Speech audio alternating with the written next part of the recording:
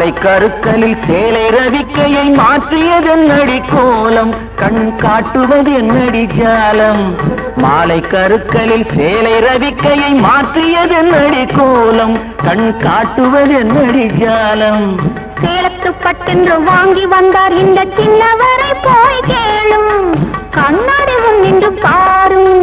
சேலத்து பட்டென்று வாங்கி வந்தார் இந்த சின்னவரை போய் கேளும், கண்ணாடி முன் நின்று பாரும்.